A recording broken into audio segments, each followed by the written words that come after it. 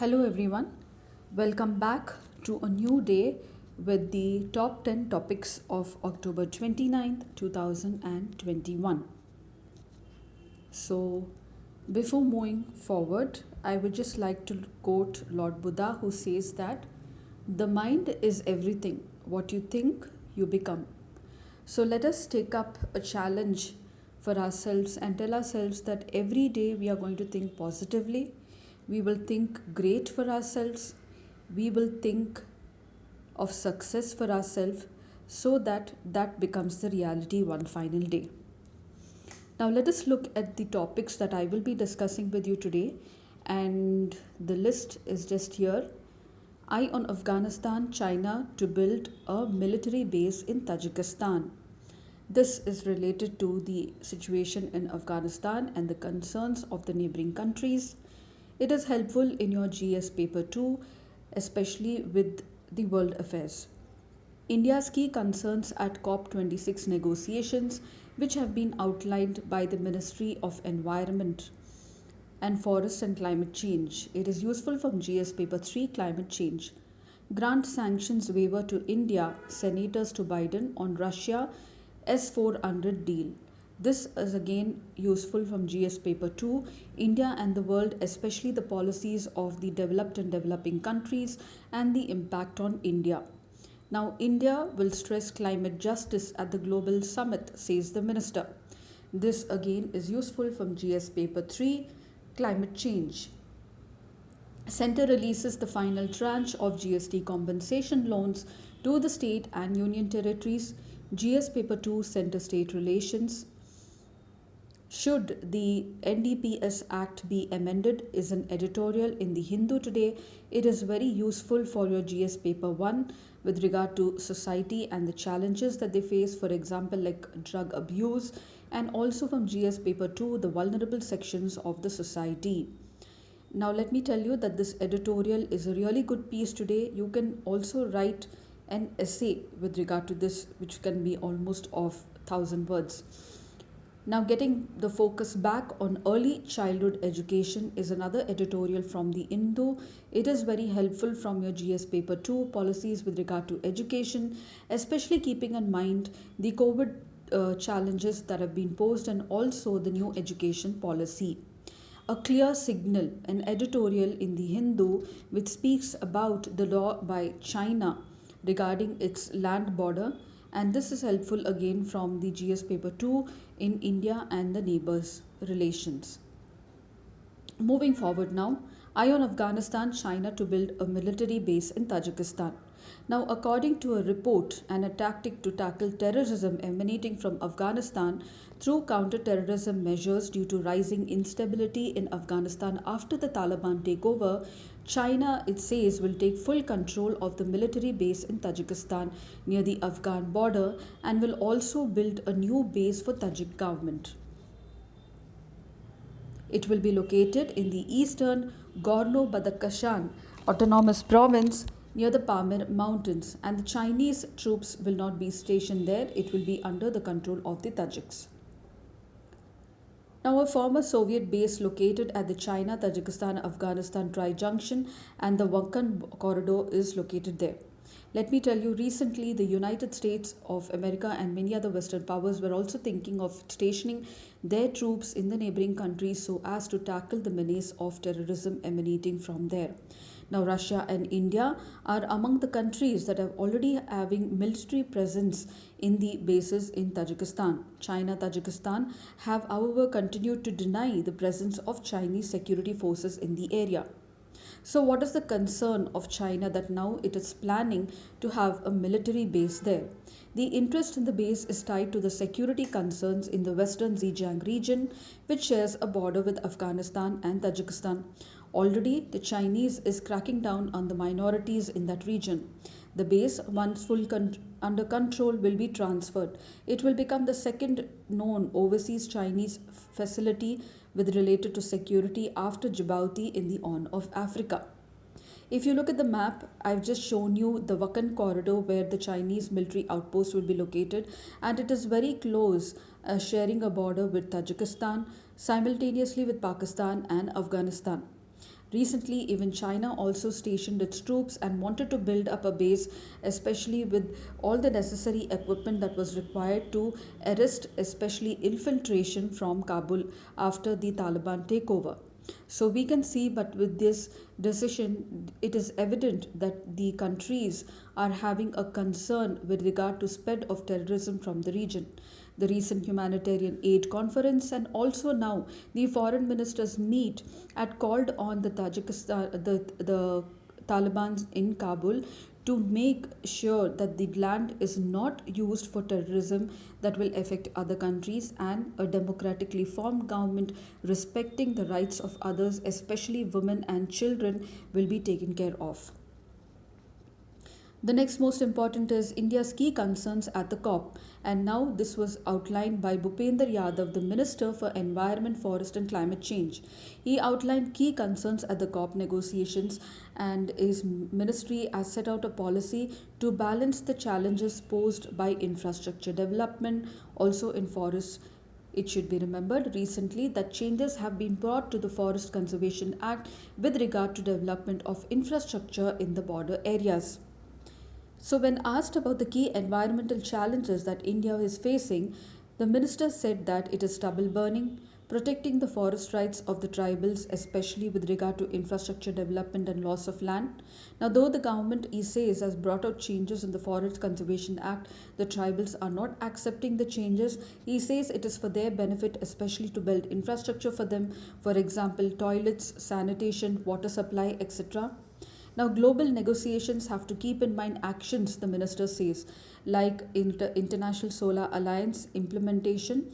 The minister also meant walking the talk, not merely outlining actions, outlining decisions, etc., or policies, but implementing them efficiently. This is what he meant to say.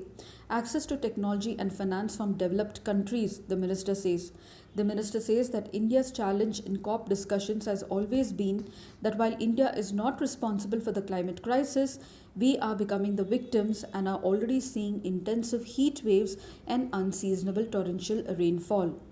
The other important challenge is of climate justice, and especially the flooding of the low-lying areas and also the low-lying islands.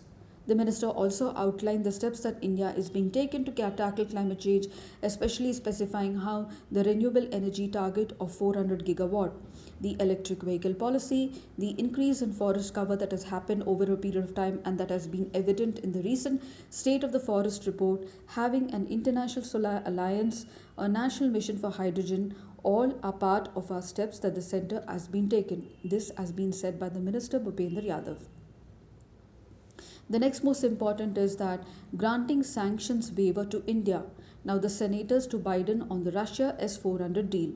So the key lawmakers have voiced their concern and support for India to get a sanctions waiver when it purchases the S-400 missile defense system from Russia.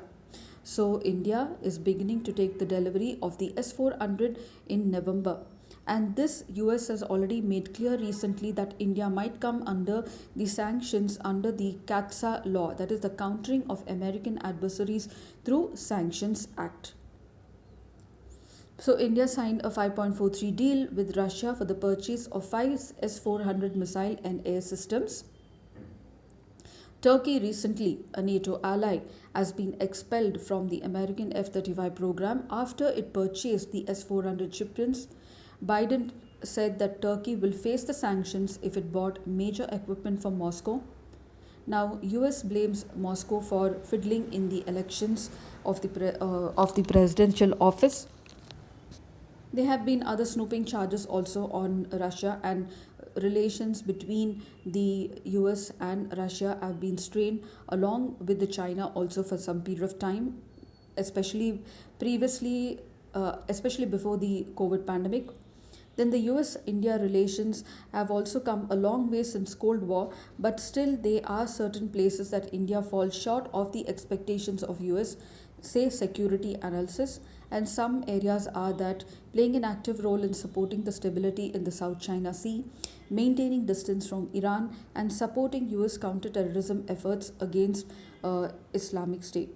India has always been vocal that it is not a part of any alliance, and also it respects the policies of the other countries, but then it has its own foreign policy to follow and adhere to, and therefore it has not been very much vocal of criticizing China previously, but now yes, it is raising its voice, especially with regard to the Indo-Pacific policy and also with regard to maritime security, which India has specified at the UN.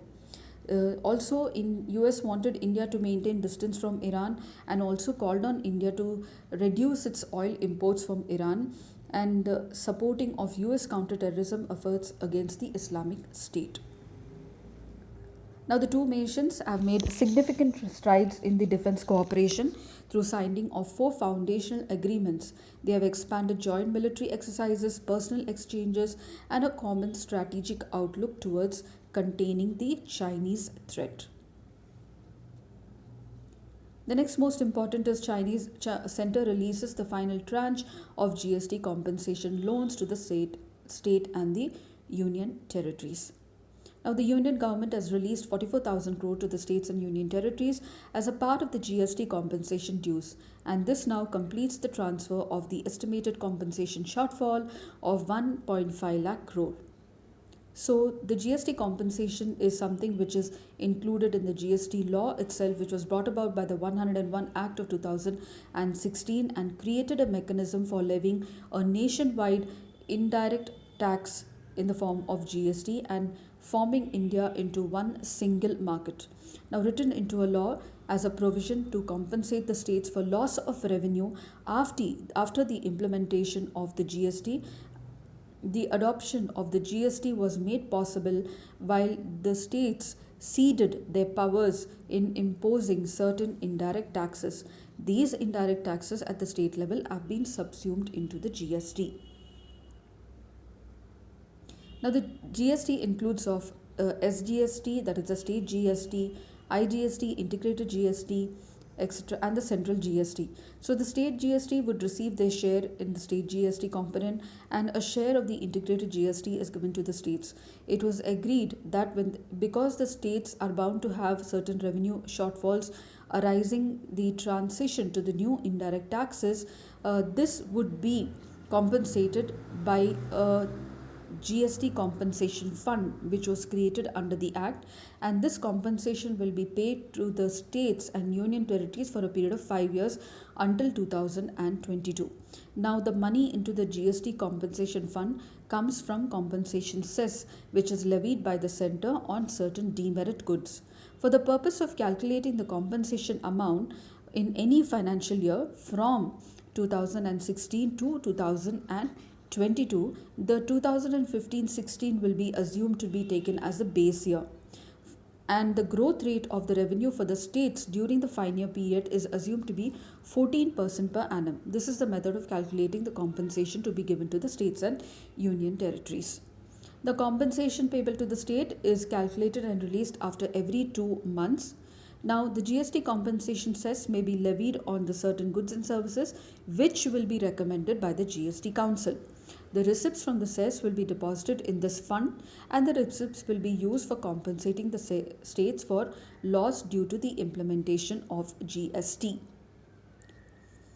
So, the final tranche that was paid out to the state was 44,000 crore. The next most important is that India will stress on climate justice at the global summit. Let us see a few points about climate justice.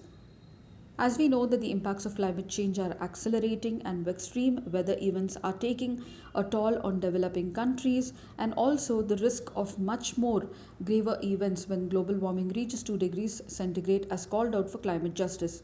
India has made it clear that it will be discussing climate justice at the COP26. Consequently, there has been the focus on climate justice now.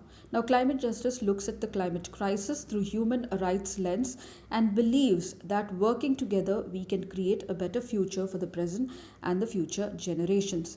Climate injustice happens when the actions of some states for development through increased emissions of greenhouse gases because of the use of fossil fuel to fuel their development has led to many nations, especially the poor ones and the developing ones, the low lying islands, and future generations bearing the brunt of their actions. Advocates of climate justice, therefore, are striving to end these inequities by looking at long term mitigation and adaptation strategies to be funded mostly by the developed countries. India says that it is working on the concept of climate justice on four issues: temperature, mitigation, finance, and responsibility. The premise is that those who have been historically polluting the environment have gained, and there is a need for them to reduce faster than the rest of the world and take the responsibility by making finances and clean technologies available to the nations who haven't polluted more, and thus they are still behind in the development ladder. India would be launching its own climate tracker, said the minister, as done by countries such as Germany. The tracker is developed by the MS Swaminathan Research Foundation in Chennai and National Institute of Advanced Studies at the Indian Institute of Science campus in Bengaluru. Let us now come to the editorial part of our topic today, and it is about the Narcotic and Psychotropic Substances Act of 1985.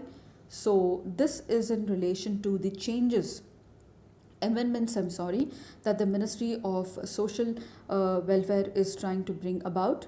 In this backdrop, let me tell you that there have been few high profile cases recently with regard to a film star's son. There have been comments that the act is being misused, and also because the act makes a distinction between one who possesses for personal use and those who are using the drugs for trafficking or commercial gains. The act gives a milder punishment to those who use the drugs and a severe punishment for those who are involved in trafficking. Now, the Union Ministry of Social Justice Empowerment has proposed certain changes to the provisions of this act. One of the recommendations of the ministry is to decriminalize the possession of narcotic drugs in small quantities for personal purpose and to treat such persons who use these drugs as victims.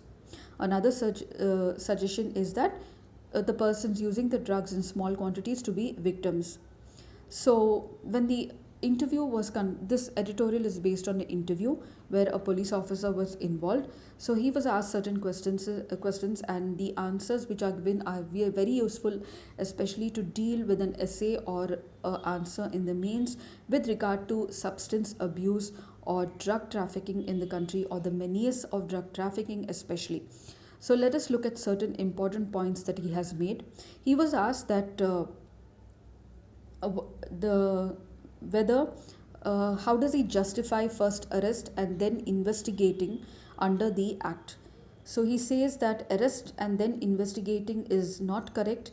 The procedure which he specifies is that first seizing the narcotic drugs is important, and then once they are seized, it should be in the front of a gazetted officer or a magistrate. In cases of sudden development, the police officer says that the suspect is taken to the nearby magistrate, or the latter is brought to the spot, and then only the drugs are seized. If this is not adhered to, the court acquits the accused person, and only then the next stage of investigation commences. So he then goes on to specify the challenges that the police personnel are facing in enforcing this act.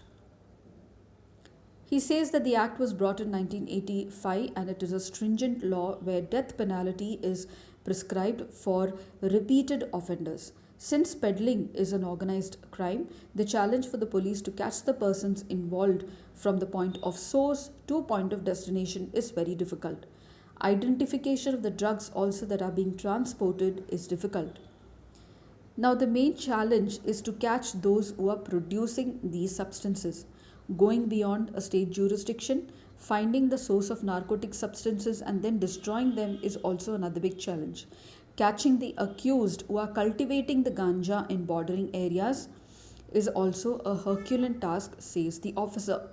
It gets tougher when the ganja is especially cultivated in areas where the Maoists have their hideouts. Now, securing conviction for the accused in the drug cases is another arduous task, says the police officer.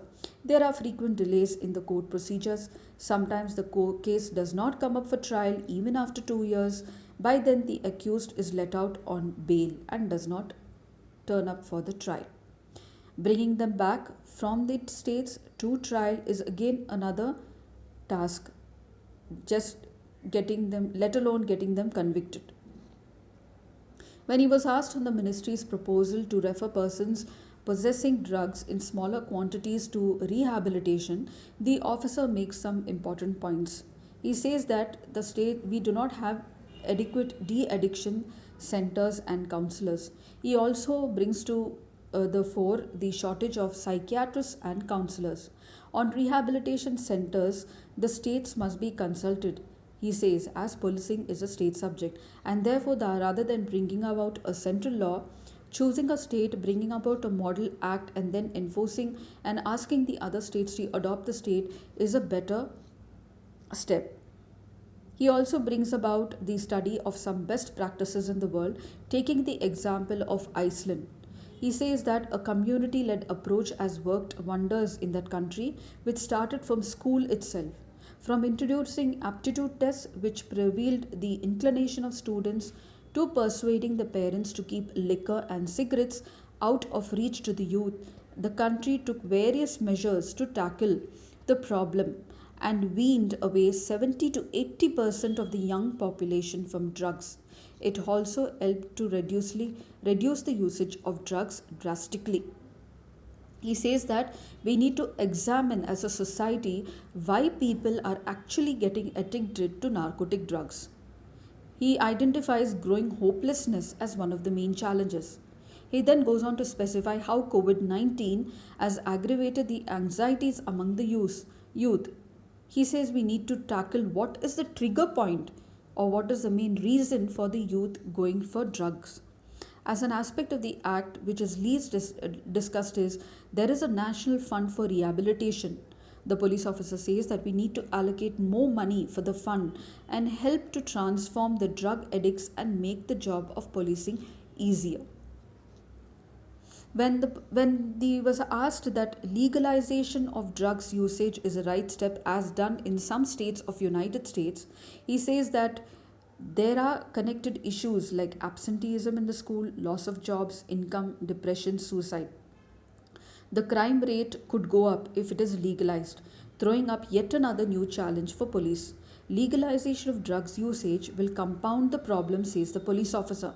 It could lead to proliferation of drugs and it is dangerous. So, at the same time, decriminalization of usage of drugs also should be looked into, he says. Not everybody and anybody is connected to drugs should be sent to the prison, says the police officer. Only repeated offenders should be sent to prison.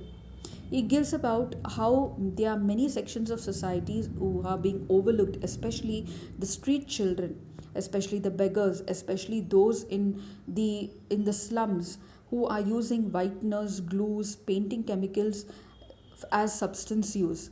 The focus is not on these children, the police officer says. When asked whether decriminalization apart, what are the other steps to check the drug menace in the country, he goes on to specify this. He says that the parents should play a major part in this. They should talk to the children and give them the confidence that they are there to support them for every problem. Mutual trust should be strong so that the children come forward to tell the parents.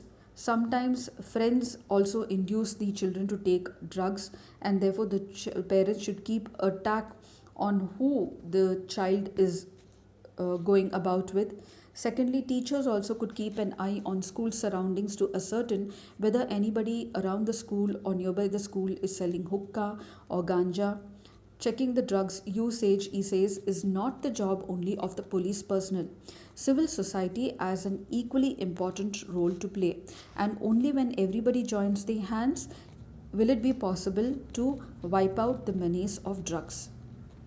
So, this was about an interview regarding the drug abuse, the changes which the ministry is planning to bring about in the act, the challenges that the police personnel or the law enforcement agencies face, and what are the steps that can be taken to deal with this menace. So, I could say that it is a whole answer, like almost like 250 words, or even an essay could be elaborated using this. Now, the next most important editorial is a clear signal. It is something regarding China passing a new border law, which I've recently discussed in my previous videos. So, now it raises the writer writes about India's concerns and also what the new law actually gives out a signal as. Let's look into some of the important points. So, China passing a new border law amid a continuing stalemate in the negotiations with India.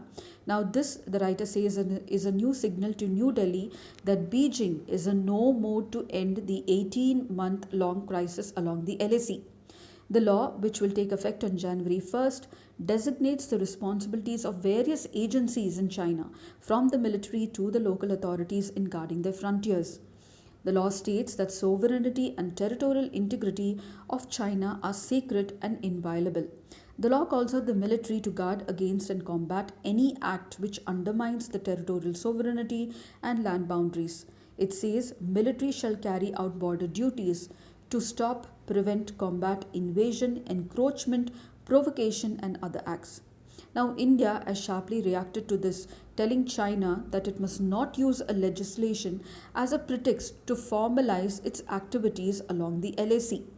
While the law says that Beijing will negotiate with the neighbors to settle the border, India has reminded China that the legislation will have no bearing on the India China boundary because both the countries are yet to resolve the boundary question.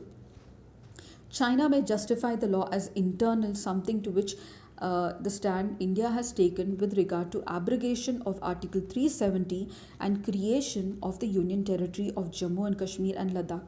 Now, China had strongly opposed this because Aksai Chin is located in Ladakh and China feared that there may be changes in this territory which is disputed with India. It also pushed into the Indian territory, therefore violating the boundary agreements of 1993 and 1996.